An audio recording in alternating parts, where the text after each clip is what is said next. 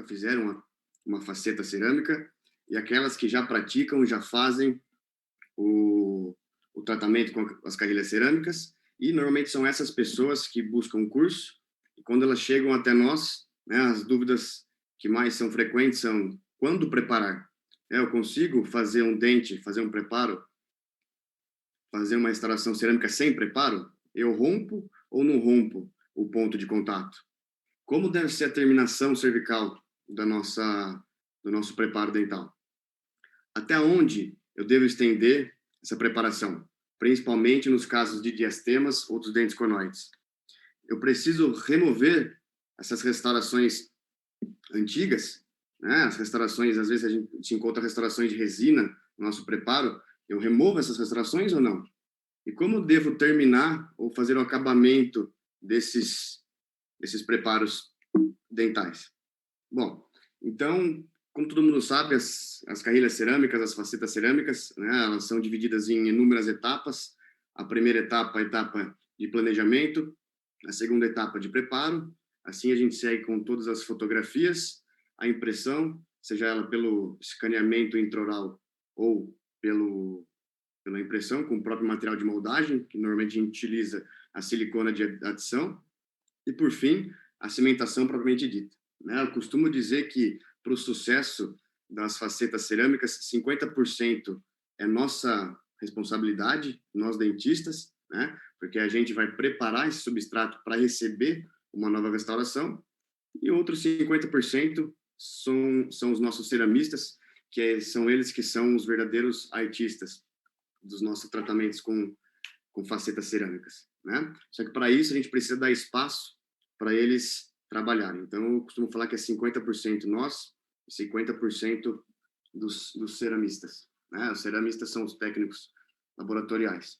Então, a primeira fase de todo o tratamento odontológico sempre é o diagnóstico. É lá que a gente vai reunir todas as informações necessárias para, né, formar um planejamento, um plano de tratamento assertivo, é um bom plano de tratamento. Para isso, alguns fatores, como radiografias panorâmicas ou radiografias interproximais, assim como a moldagem inicial do caso, para a gente montar esse caso em articulador ou não, dependendo da dificuldade do caso.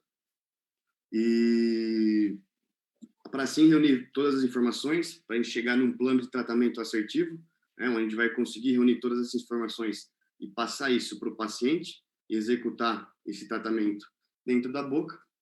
E, é claro, como todo mundo sabe, a preparação dental é uma parte irreversível no tratamento, né, dos laminados cerâmicos. Uma vez que a gente prepara os dentes, a gente não consegue mais reverter essa situação. E, por fim, o escaneamento intraoral, ou a impressão feita com nossos materiais de moldagem, para assim encaminhar todo esse trabalho para o nosso laboratório, para o nosso técnico ceramista. Então, como eu disse, a fase, né, a fase das restaurações cerâmicas, o workflow, o fluxo de trabalho é dividido em três. Primeiramente, o diagnóstico, onde são feitas fotos, raio-x, como eu disse. Segunda parte, o escaneamento e envio, né, ou moldagem e envio desse modelo ou desse arquivo para fabricação. E é lá que eles vão desenhar, fresar, e assim a gente vai terminar o nosso trabalho através da cimentação.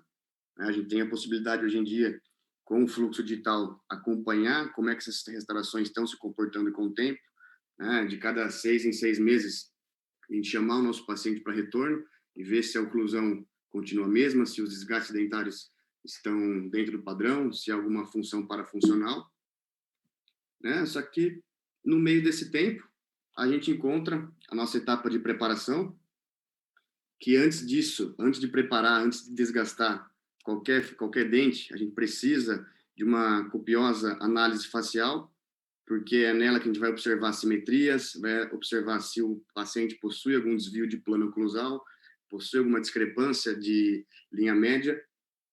Depois a gente parte para uma análise dentolabial, que é uma análise mais interna, né, onde a gente vai observar toda a dinâmica do lábio em relação ao sorriso, né, como é que esse lábio se comporta em movimento, se esse paciente mostra ou não mostra dentes, se ele necessita de uma correção gengival ou um aumento de borda incisal. Então, é tudo nessa fase de análise dentolabial que a gente consegue perceber isso. Normalmente eu gosto de fazer vídeos, né, com fotos ou celulares para obter esse tipo de dinâmica de imagem. E, por fim, análise dental, né, do próprio dente que a gente vai preparar, se esse dente possui alguma trinca, possui alguma fratura, se existem restaurações antigas que a gente precise, né, remover durante o nosso preparo. E o primeiro passo, como eu disse, é a análise facial, onde a gente vai observar e reunir todas as informações necessárias que a face do paciente nos dá, né, para reunir essas informações. Então, primeiramente, a gente começa observando a linha sagital mediana, a gente consegue ver ou não se ela coincide com a linha média do sorriso, né, a linha média dos dentes, 11 e 21. A gente consegue também observar se existe um paralelismo entre as linhas horizontais da face, né, entre elas a mais famosa, a linha bipupilar, se ela está paralela ao plano oclusal, né, assim como a borda inferior do lábio, se ela acompanha todo o nosso sorriso, né, acompanha a curvatura das bordas incisais. A gente consegue perceber por essa foto que a paciente não possui essa curvatura acompanhando o lábio inferior. Então, essas são exemplos de fotos, né, de protocolos fotográficos que eu gosto de ter para fazer todo o planejamento, e com elas eu também gosto de mostrar, né, todo o planejamento que eu tenho em mente para nossa paciente. Então, nessa fase, eu costumo sentar, né, com minha paciente do lado dela, a gente discutir o caso, e através dessa primeira imagem dentro da boca, com o Photoshop, a gente consegue, né, discernir e mostrar para ela as proporções dentárias. A gente consegue mostrar que as bordas incisais dos incisivos, dos laterais e caninos, assim como pré-molares e molares, não estão acompanhando a curva do sorriso, né? Isso é um fator que afeta muito a estética dos casos que a gente reabilita. Essa é uma outra foto onde eu sempre gosto de mostrar, onde a gente coloca, né, os dentes que a paciente tem e a projeção, né, o futuro desenho do sorriso que essa paciente a gente vai conseguir chegar com ele, na verdade, né? Então a gente sobrepõe essas duas imagens e consegue mostrar para ela a diferença do que ela tem hoje e como ela pode ficar daqui o próximo passo, que seria uma gengivectomia, né? A gente consegue perceber que a gente precisa de um aumento de margem gengival aí para esse tipo de caso de reabilitação. Essa é uma outra foto que eu gosto bastante de sempre colocar, né? Onde a gente consegue demonstrar para a paciente quanto de dente a gente tem que aumentar para tornar o sorriso dela harmônico, né? Então, eu costumo fazer uma conta simples. Eu não sei se antio significa largura aí para vocês, né?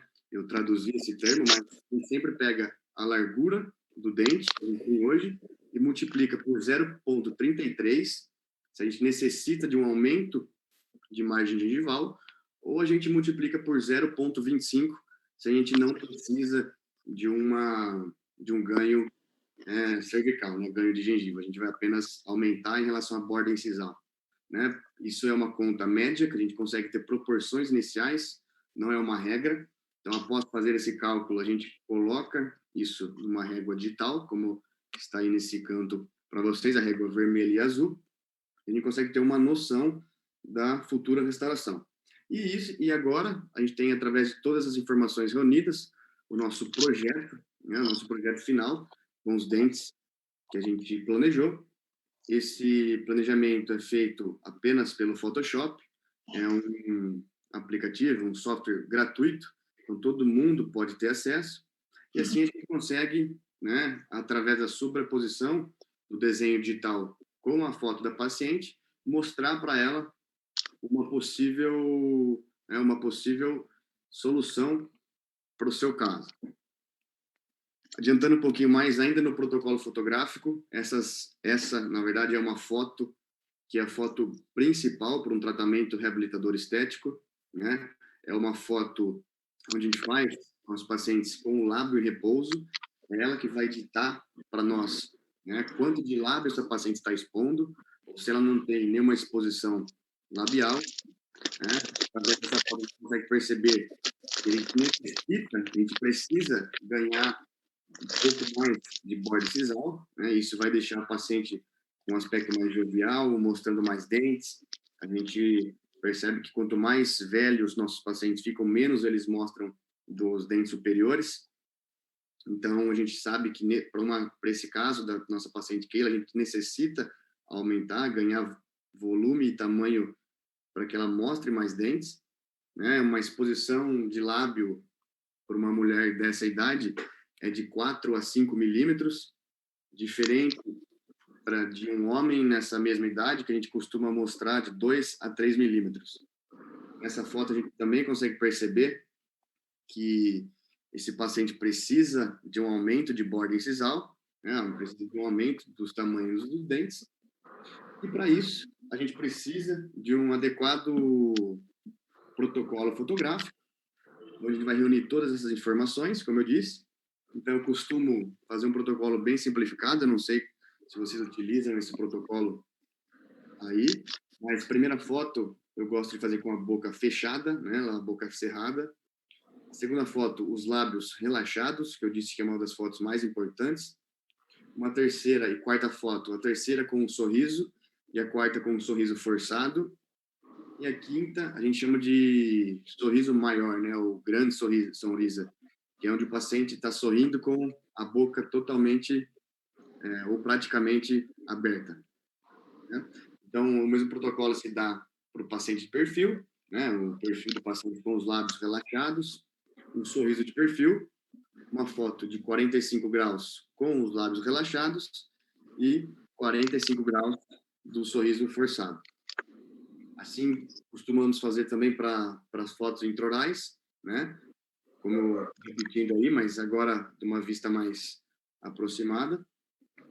E né, a gente parte logo para uma fotografia, para uma fotografia intraoral, onde a gente consegue perceber alguns detalhes que o paciente precisam entender também. Nesse caso, a gente consegue perceber uma discrepância de zênite gengival e de margem gengival. Então, a gente já adianta para o paciente que a gente precisa de uma cirurgia de gengivectomia. E o passo mais importante aí que tem das carreiras cerâmicas, das facetas cerâmicas, é o preparo dental. Como eu disse, é uma etapa totalmente reversível, então a gente precisa planejar e adequar como vai ser esse futuro preparo antes mesmo de chegar na consulta para esse preparo. E para isso, né, enquanto muitos tentam complicar esse passo a passo, o objetivo nosso é simplificar. E para simplificar, nós necessitamos de protocolos, né? Protocolos são formas de fazer esse tipo de procedimento, né, seguindo algumas normas que é sucedida a nós através da literatura ou através de né, relevância clínica. E para isso, nós necessitamos de referências. Então, quais são essas referências que precisamos para saber aonde desgastar ou não, né? No primeiro passo, no primeiro ponto, a gente tem o enceramento diagnóstico, que é o enceramento que o nosso técnico faz com as futuras restaurações, né? Então, nós nos dá o desenho através da cera, do tamanho, do formato, né? Das futuras restaurações. Pode ser feito de forma analógica ou de forma digital, né? Do lado esquerdo a gente vê um enceramento digital feito por um programa AutoCAD, e para o lado direito um programa Mesh Mixer que é totalmente gratuito. Outra referência bastante importante que temos aí é a nossa espessura da ponta ativa, a espessura da broca. Isso a gente consegue através de um espessímetro. Então, se o espessímetro nos dá a informação que a broca tem 1 milímetro, e nós precisamos desgastar em média de 0,5 milímetro ou 0,5 milímetros, a gente tem a informação que a gente deve introduzir no máximo meia ponta ativa, tá? Meia broca ali, como mostra a figura ali anterior. E nada mais justo do que fazer uma muralha bem feita, né, com 2 etapas. Então a gente costuma fazer assim aqui na nossa rotina clínica. A gente faz primeiro uma moldagem desse enceramento com uma silicona pesada, e depois a gente preenche todo essa arcada, né, essa silicona com a silicona leve, o putty soft, e assim moldamos para fazer nossas futuras guias de preparo. Essa é uma guia bastante interessante para a confecção do laminado cerâmico. Ela que vai nos dar, né, a informação de desgaste em relação ao vestíbulo palatino. Então a gente consegue destacar todas essas guias do nosso ceramento, né, que a gente vai utilizar em boca, e assim observar quanto de espessura a gente precisa, ou quanto de espessura a gente ainda, né, necessita remover com os nossos preparos. Então, a gente usa, através disso, uma sonda milimetrada, né? Então, essa posição da matriz é a futura, né, a restauração final, o planejamento da restauração final que o laboratório nos envia, e através dela a gente vai utilizar como referência para nossa quantidade de desgaste, né? Então, como eu disse, essas guias são feitas a partir de um enceramento diagnóstico, ou um enceramento já final para a nossa reabilitação.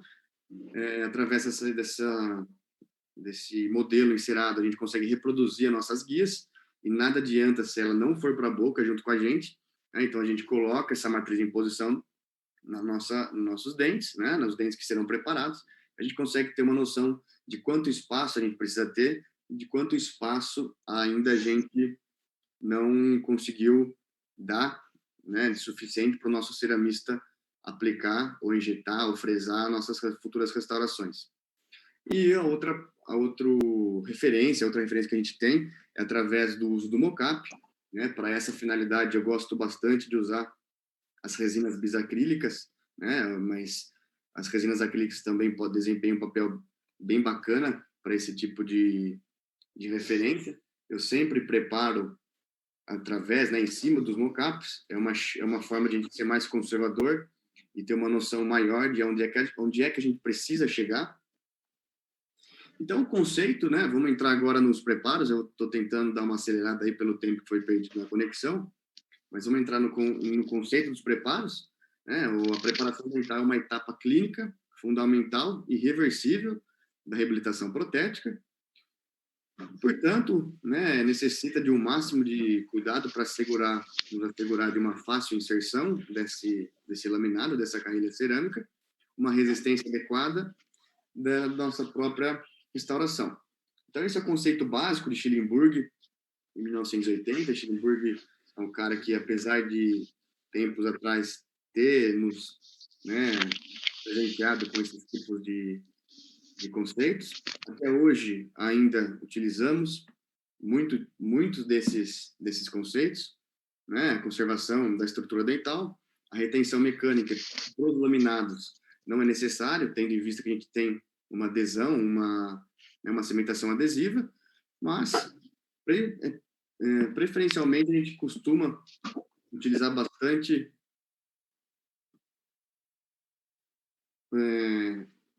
só um minutinho. Então, algumas considerações importantes da nossa preparação. Tá? Primeiramente, preservação do periodonto. Esse é um artigo da professora Maristela Lobo e do professor Scopini, junto com o João Malta Barbosa, que nos mostra a importância de ser realizado um preparo, né, um preparo cervical para receber esses laminados cerâmicos. No artigo, ele conclui que um término de pelo menos de 1 a 2 milímetros já é o suficiente para a gente garantir uma boa inserção dessa peça, uma boa adaptação cervical, né? Tendo em vista que términos, corações sem preparos, na verdade, não conseguimos, nesse tipo de restauração, terminar ou finalizar a nossa restauração em zero. Esse artigo vem para nos presentear com essa informação, né? O perfil de emergência da prótese é totalmente importante na hora de a gente ter uma longevidade desse laminado cerâmico em relação à saúde gengival. Então, é preconizado um ângulo de 15 graus, né, nessa emergência, onde a prótese vai sair de dentro da gengiva. para que assim não ocorra nenhum tipo de problema gengival, né? Se a gente faz um término, na verdade, se a gente não prepara um dente para receber um laminado cerâmico, a gente não consegue ter, né, um acabamento ideal naquela região, até porque a gente não consegue terminar nossas restaurações em zero, e isso vai causar, né, uma linha ali, de uma interface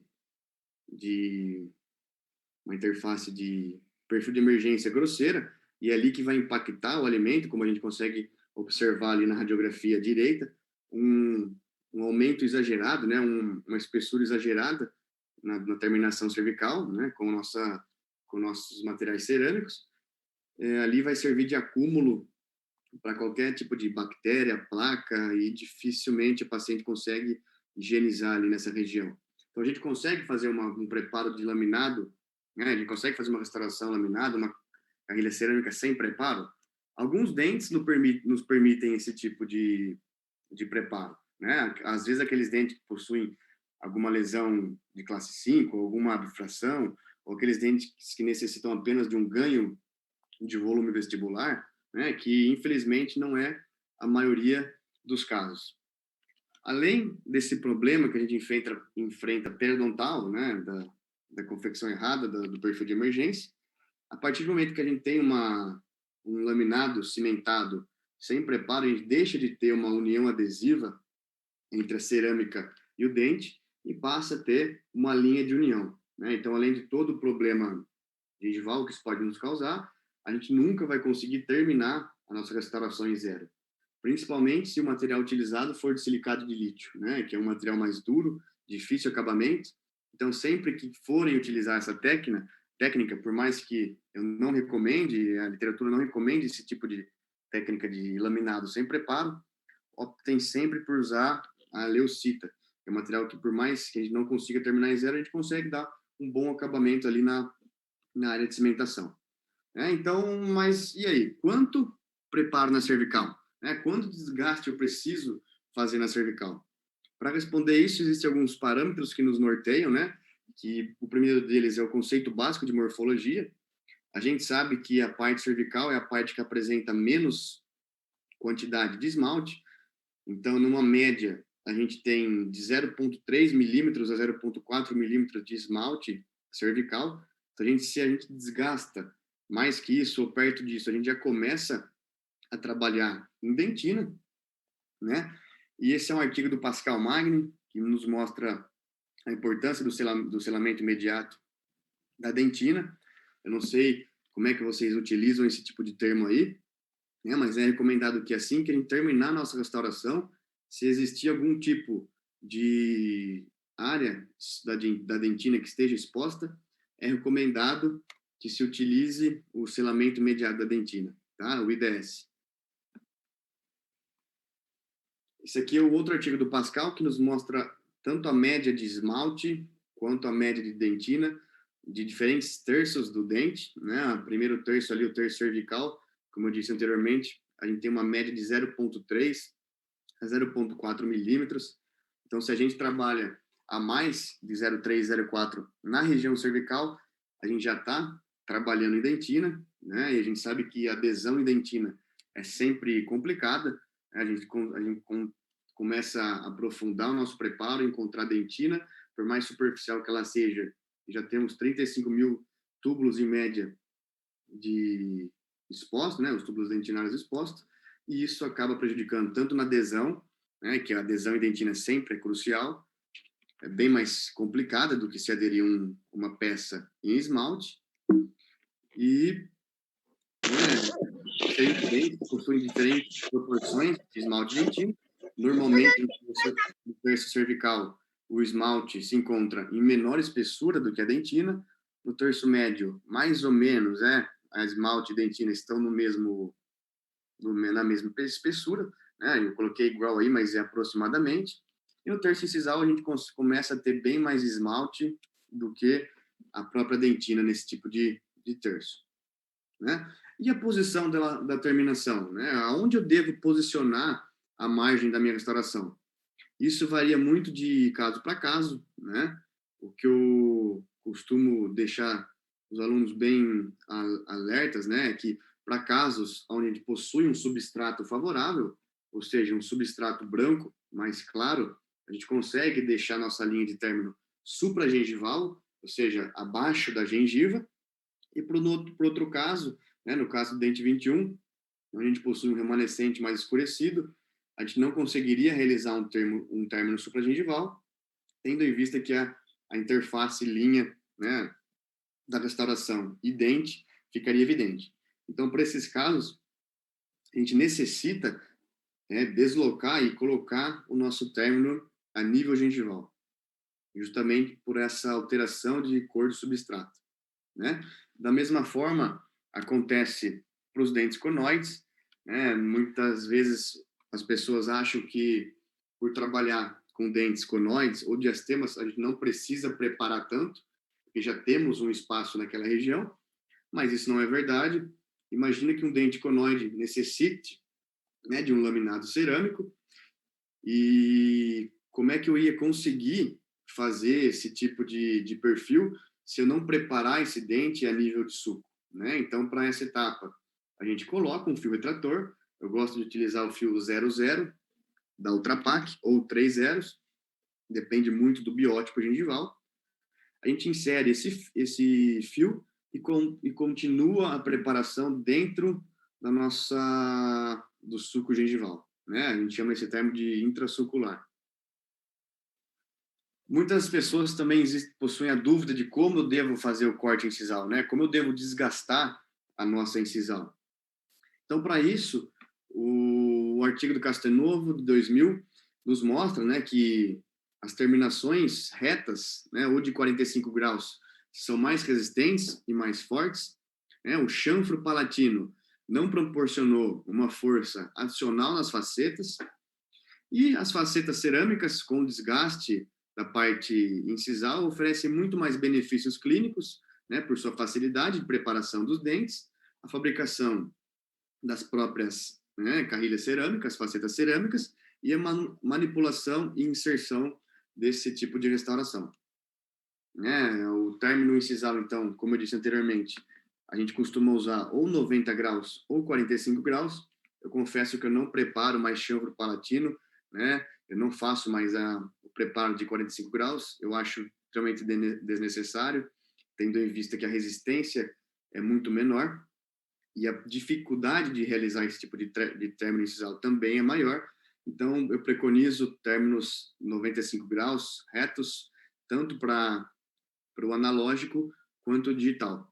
Se eu faço um preparo em 45 graus, né, para palatina, eu não consigo fazer um eixo de inserção para facetas cerâmicas digitais, né? A nossa anatomia, a nossa geometria das brocas é incapaz de reproduzir esse tipo de término incisal. Então, para isso, eu sempre utilizo o término de 90 graus. Na literatura a gente vai encontrar 90 graus ou butt joint, mas pela posição da cabeça do motor e da broca, vocês conseguem perceber qual é a correta inclinação. E nossa conduta sempre baseada em ciência, isso quem está falando aqui não sou eu, Francisco, mas o que a ciência e a literatura nos mostra, né? Esses são dois artigos, o primeiro da Man Arora e o segundo do Castelnuovo, como mostrei anteriormente, né? Então, é super importante que a gente tenha em mente que o nosso preparo deve ser realizado, né, de forma íntegra nas paredes, né, tanto cervicais, nas margens cervicais quanto interproximais. Então, a gente necessita, né, observar todo o término, seja ele na mesial, a gente começa a subir para a cervical, e assim a gente chega até na parte distal. É importantíssimo que a gente consiga observar todo, né, o término íntegro, da mesma forma que a gente consegue observar nesse exemplo aqui no dente preparado com manequim, onde a gente consegue ver toda a área de terminação uniforme, da mesma forma que a área de adaptação também vai ser uniforme, né? Então, essa linha pontilhada da foto da direita seria onde nossa faceta iria, né? Nosso laminado seria se adaptar, como nesse caso aqui, um caso de um lateral unitário, onde a gente consegue observar todo o término, né, o término cervical, os términos proximais. Nessa linha, né, observe nessa linha de término marginal, na região mesial, não consegue ver uma continuação do término, porque esse término já está intracircular. A gente consegue observar ali na margem gengival que existe um pontinho, né, uma continuação negra, e isso aí já significa que a gente está com o fio afastador em posição. Esse fio é 3 zeros da outra dente. Então, o término ali persiste desde a distal, a gente passa pela zona cervical, e a gente começa a esconder essa linha de preparação dentro da gengiva na parte mesial, né? Uma foto mais ampliada, onde a gente consegue perceber o término sendo escondido ali embaixo do fio, na região mesial. Assim como também a gente deve perceber e deve ter nossas margens do preparo bem definidas, né? Então, com uma vista mais aproximada, a gente consegue perceber que nosso término proximal está a nível de papila, né? Então, normalmente, para esses casos, a gente esconde a nossa terminação no nível da papila, para que a gente não consiga observar, né, que para o paciente, para quem está olhando esse paciente, não consiga observar nenhuma diferença entre o preparo e a restauração final, né? Da mesma forma do lado direito, onde a gente estendeu todo esse preparo a nível de papila, né? E aqui uma parte bastante importante, onde a gente chama de área de visibilidade dinâmica, né? O que seria essa área de visibilidade dinâmica? Toda vez que a gente instala o nosso mockup, depois os preparos, se a gente perceber que ainda existe dentes sendo mostrados e não preparados, a gente vê ali que é essa região que a gente precisa repreparar, né? Então, a partir do momento que a gente coloca os provisórios, né, que normalmente é feito através do mockup, a gente observa que existe uma parte de dente que não foi preparada e ainda está exposta, né, sem recobrimento da cerâmica, é uma área que a gente precisa repreparar novamente, né? Então, aqui na foto da esquerda, um término cervical protegido pela matriz. Então, a gente precisa de um término proximal para que essa faceta tenha um eixo de inserção, né? Por mais conservador que seja esses casos, a gente necessita de uma marcação ali em toda a região que a faceta, que a lente irá se adaptar, né? Muitos casos, na verdade, poucos casos, a gente não precisa de preparo. Então, esse é um caso da foto da direita, onde a gente já precisa somente ganhar um volume vestibular incisal. Essa é uma boca que a gente brinca que foi totalmente facilitada o uso do laminado cerâmico, porque é um dente que necessita de volume, e essas áreas em vermelho a gente apenas vai utilizar um arredondamento através de disco ou uma broca de menos granulação. Então, nesse momento do preparo cervical, eu já tiro a minha broca de alto poder de corte e costumo utilizar sempre brocas com granulações mais finas, né? Que são elas as brocas F ou FF. Eu gosto bastante das brocas da J ou da KG. Então, no momento que a gente vai delimitar o término cervical, a gente já introduz o fio, né? Como eu disse, eu gosto de utilizar bastante esse fio Ultra Pak 3 zeros. E essa marcação, essa delimitação, esse refinamento é feito já com o fio em posição, com uma broca FF, né? Uma ponta diamantada FF. Sempre que eu estou realizando os preparos, é necessário que a gente utilize as guias de silicona, né? Então, a gente consegue perceber o tanto de espaço que ainda a gente precisa remover, ou o tanto de espaço que a gente ainda precisa ganhar para a restauração futura. Esse é um instrumento que, por mais que não esteja muito visível na foto, é uma ponta ultrassônica que eu uso para acabamento proximal dos preparos. Ela tem uma ponta lisa, né, e uma ponta com diamante. Ela não tem movimento de rotação. O movimento dela é ultrassônico, né, então a gente consegue encostar no dente com a parte lisa e fazer os preparos, os acabamentos de toda essa margem gengival, todo esse ponto de contato, de uma forma que não prejudique o dente contralateral, né? E sempre que a gente fala sobre preparo de laminado ou qualquer tipo de preparo, não existem ângulos, né? A gente precisa remover todo tipo de ângulo presente nessas restaurações. E para isso eu gosto muito dos discos Soflex e dos discos da Care. Me refugiu o nome agora, tá? Mas esses discos são fundamentais para a adequação da preparação, remoção de qualquer interface, qualquer ângulo, qualquer ponta e quina que esteja, né, presente no nosso preparo. Mas, Francisco, quanto de espaço que eu preciso? Quanto espaço eu necessito ainda desgastar para que minha restauração chegue de forma previsível? Quem vai ditar isso é o nosso ceramista, né? Então, se o ceramista disse para vocês, ou te disse através do ensinamento, que a gente precisa reduzir 0,5 milímetros, é isso que a gente vai ter como referência, né? Então, é o laboratório, é o ceramista que vai nos mostrar o quanto de preparo deve ser feito para esconder ou ocultar aquele substrato escuro, né? Para dar espaço para todas as camadas de aplicação e os efeitos translúcidos. E como é que a gente tem essa referência? Né? O laboratório nos fornece o enceramento final, e é a partir desse formato que a gente tem um norte, né, de como a nossa restauração vai ficar, e a partir das guias, como essa, né, a gente consegue perceber e ver quanto desgaste ainda precisa ser feito. Né? Para isso, como eu disse, é super importante a utilização das guias de silicone e um espessímetro para nos dar, né, para nos conferir a espessura da broca. Se a broca, como eu disse, possui 1 milímetro, a gente precisa entrar 0,3, então a gente precisa utilizar menos do que meia pontativa dessa broca. Né? Então é muito importante a gente ter todas essas referências. Nesse caso, né, a gente pode perceber que é uma guia de silicone em posição, onde a gente não tem espaço suficiente ainda para fazer as nossas restaurações. Então, se a gente molda esse caso dessa forma, o nosso laboratório vai pedir para a gente devolver, porque a gente não tem espaço ainda entre a margem da nossa guia e a nossa face vestibular dos dentes. E em relação ao ponto de contato, eu abro ou não abro? Eu rompo ou eu não rompo nesse ponto de contato? O que eu tenho para dizer a vocês sobre isso é: não fiquem em cima do muro, né? Ou a gente rompe de uma vez o ponto de contato, ou a gente simplesmente não rompe.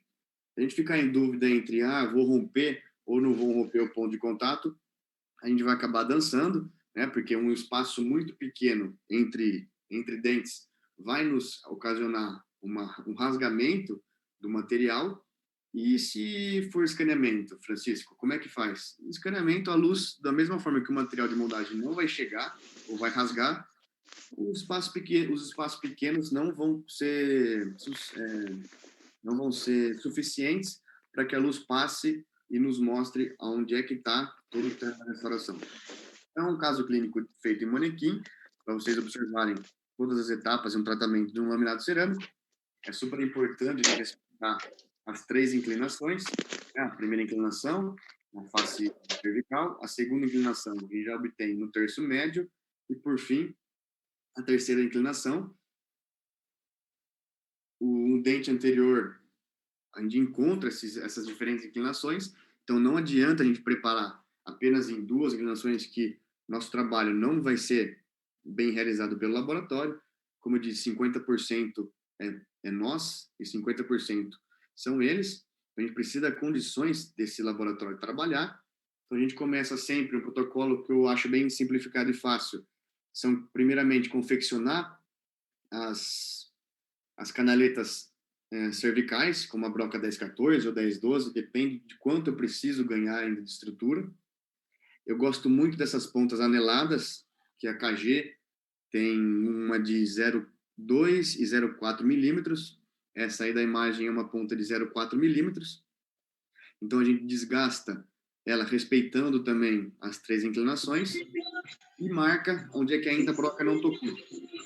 Eu gosto bastante desse tipo de broca, porque, como vocês podem ver nessa foto, esses anéis estão interpostos, ou intercalados com essa parte lisa da broca, a pontativa, e isso nos dá segurança de que a gente tem a metade da pontativa, a outra parte da broca, a outra parte da fresa não irá encostar em substrato. Né? Então, essa haste nos dá essa segurança para trabalhar e ser suficientemente invasivo, né? Obter um tratamento, um preparo conservador. E agora, em relação à durabilidade das brocas. Esse é um artigo, né, que foi feito pela Universidade de Campinas, se eu não me engano, o professor Scopin e o professor Giannini, onde nos mostram a durabilidade de uma broca, de uma ponta diamantada, né? A gente consegue perceber por uma microscopia que alguns grânulos, algumas regiões já estão, né, sem os cristais que serão responsáveis pelo desgaste. E esse artigo nos conclui que devemos trocar as pontas de diamante a cada 3 preparações de coroa completa. Então, assim que eu realizei 3 coroas completas, né, 3 preparos de coroa completas, eu necessito trocar minhas brocas para que elas não percam, né, a força e o poder de desgaste, assim como poder aquecer, né, a nossa polpa. Então, depois de realizado toda a delimitação do término com a ponta anelar, a gente vai unir todas essas canaletas com uma ponta tronco cônica, uma ponta cilíndrica, né, e depois partir para o desgaste incisal, como dito anteriormente, 90 graus.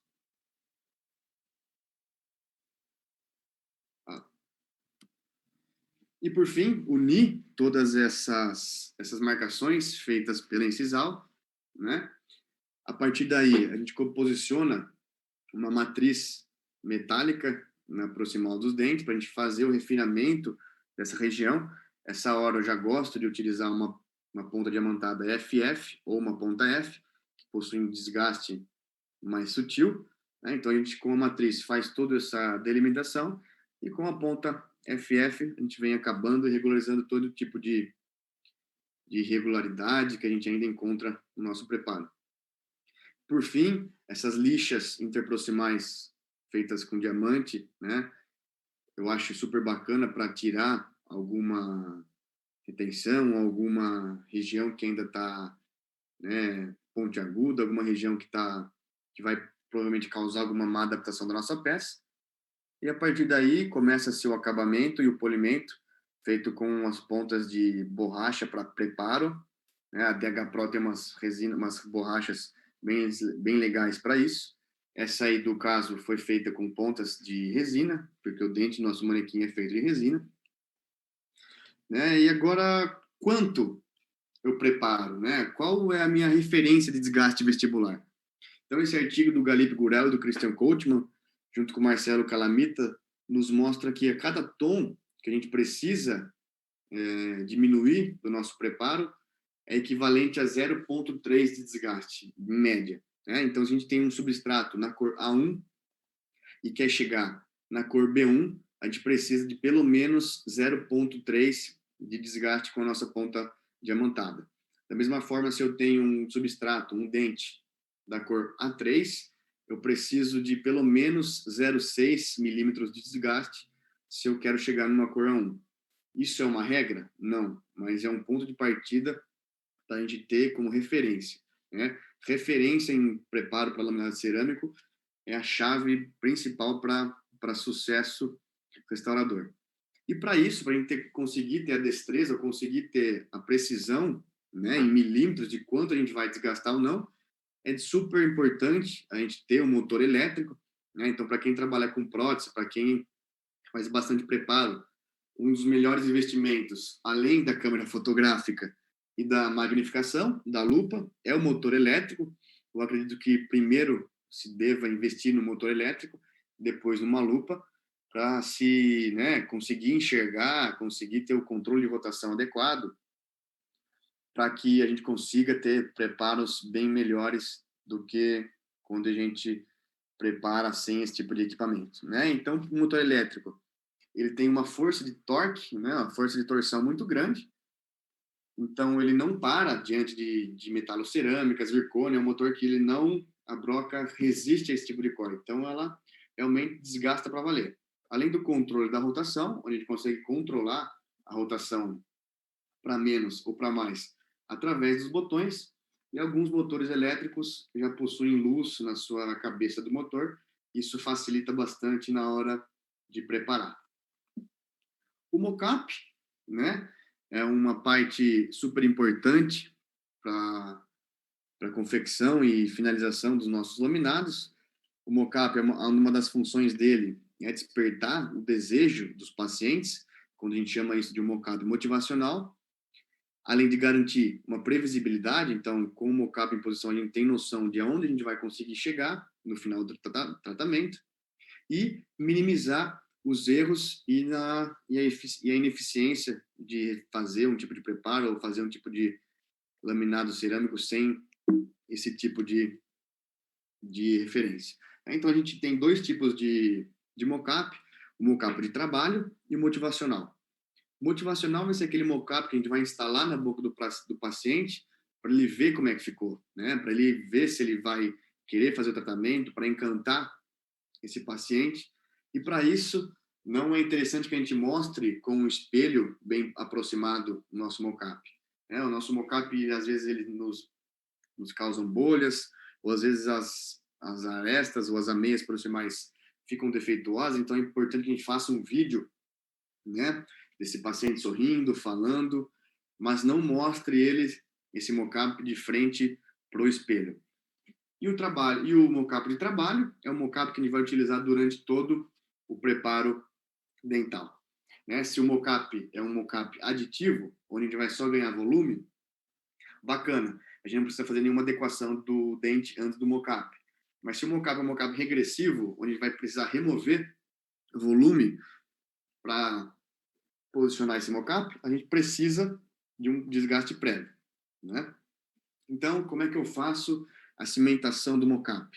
Eu faço com um ponto de ácido fluorídrico, né? Um etch point no centro do dente.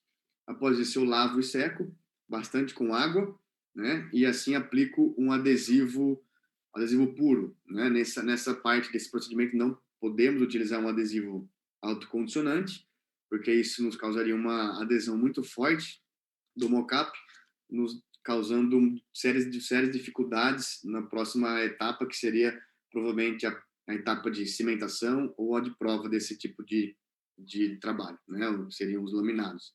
Então, aqui é um exemplo de um laminado, a gengiva ainda machucada, né, por conta do acabamento feito com a lâmina de bisturi. Muitas vezes a gente não necessita de provisórios, né, mas esse paciente é um paciente bastante exigente, que nos procurou e quis, né, que a gente confeccionasse um provisório, mas dentes preparados só em esmalte, né, que não vão gerar nenhuma sensibilidade, a gente não precisa de provisionalização, né? Então, essa é uma foto intraoral de como a gente encontrou o paciente, como ele chegou até nós.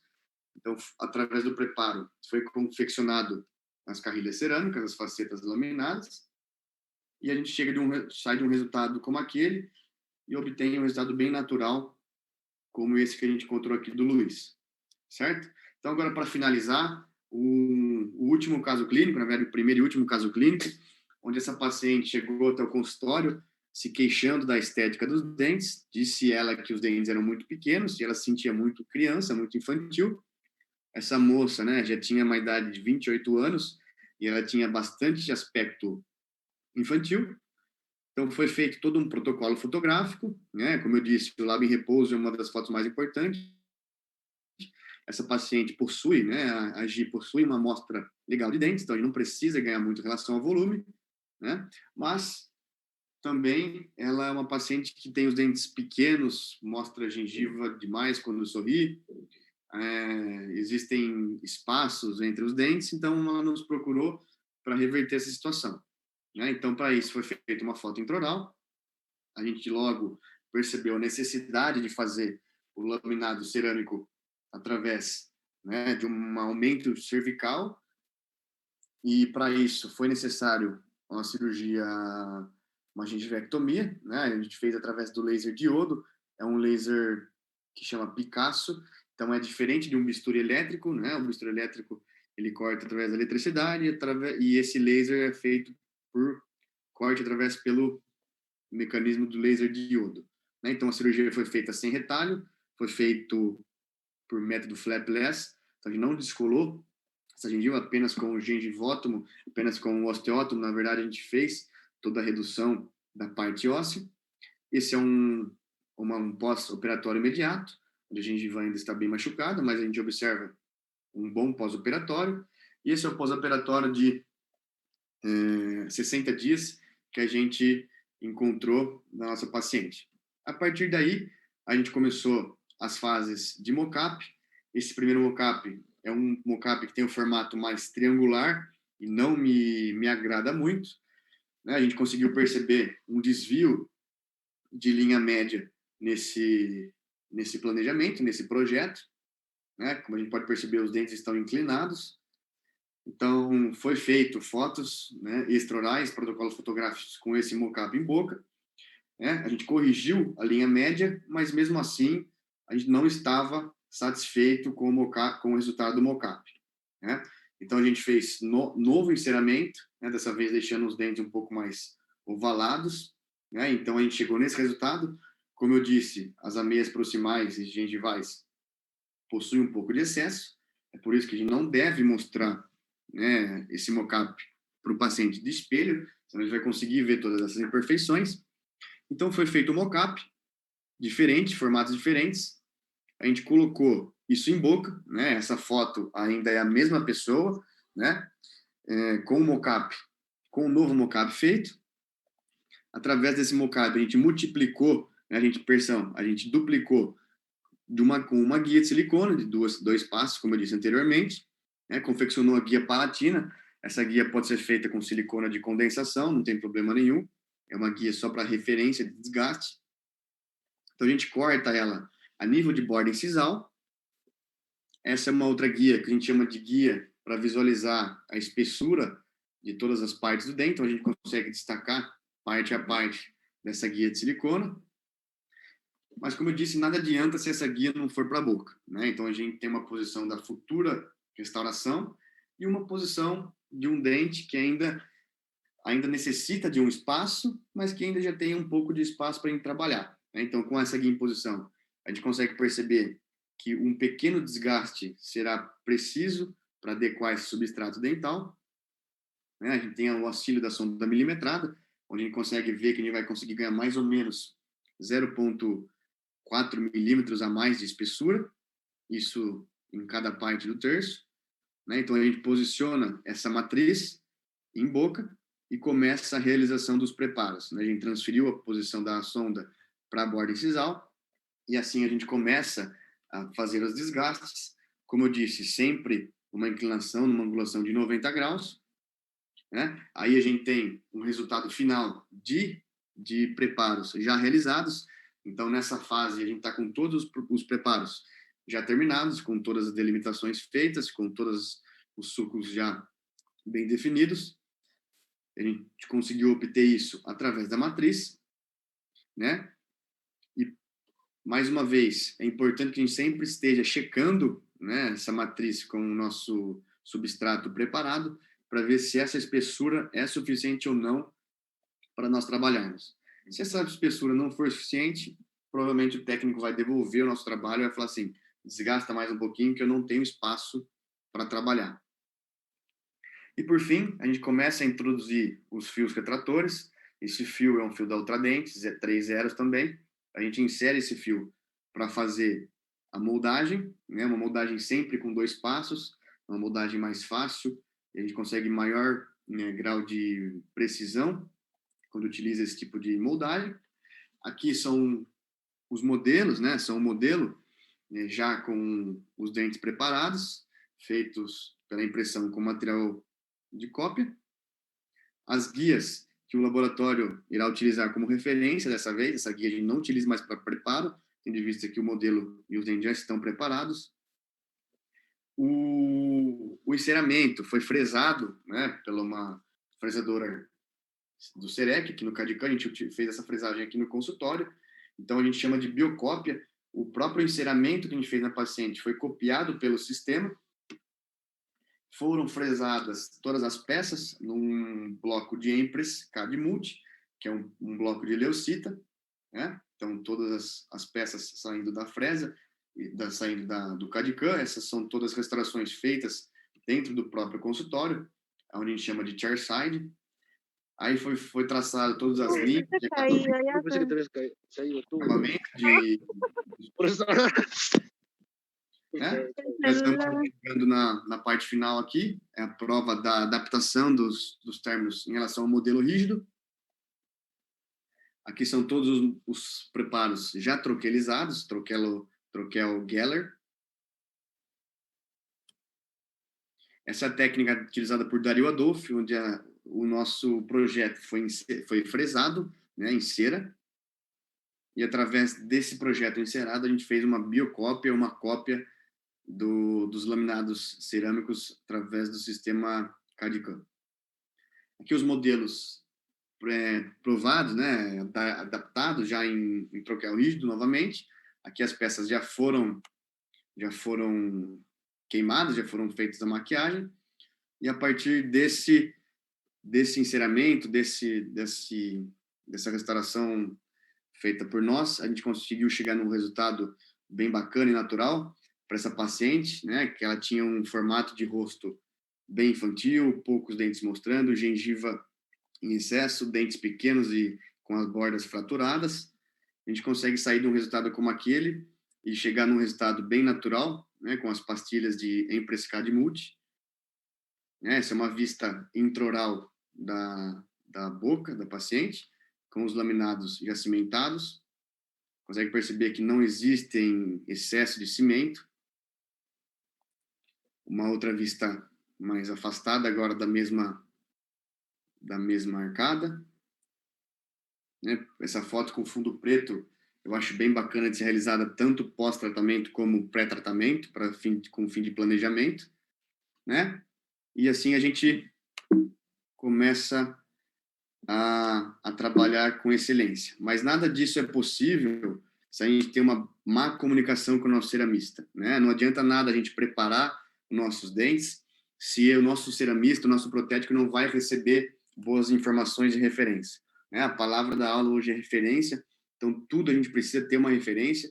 Para o nosso laboratório não é diferente, então a gente posiciona 3 tipos de escala, né? Para eu escolher BL3, BL2 e BL4, eu posicionei as 3 perto do dente que precisaria ser restaurado, e assim o laboratório tem muito mais confiança na hora de realizar a aplicação da cerâmica nesse tipo de caso. Né? Uma vista mais aproximada, uma foto para nos mostrar, né, a quantidade de efeito que esse dente tem. Para isso a gente só precisa de uma foto convencional e remover o brilho e aumentar o contraste. Isso pode ser feito pelo Lightroom, para o laboratório ver todos os mamelos, todos os efeitos de translucidez, opalescência, que a característica do esmalte natural tem, e ele precisará reproduzir, né? Tal como uma foto de substrato. Essa é uma escala de substrato da Ivoclar, né? A gente faz a utilização dessa escala com o substrato mesmo, o que sobrou do preparo, né? Então, isso não é uma escala para ver cor de dente, é para ver cor de substrato, né? É uma escala da Ivoclar, ela é um pouco cara, mas facilita bastante a nossa comunicação. E essa foto, se vocês percebem, existe alguma coisa diferente, né? E essa foto foi feita através de um Polar Ice, é um filtro polarizador que vai remover todo o brilho que essa foto vai nos fornecer.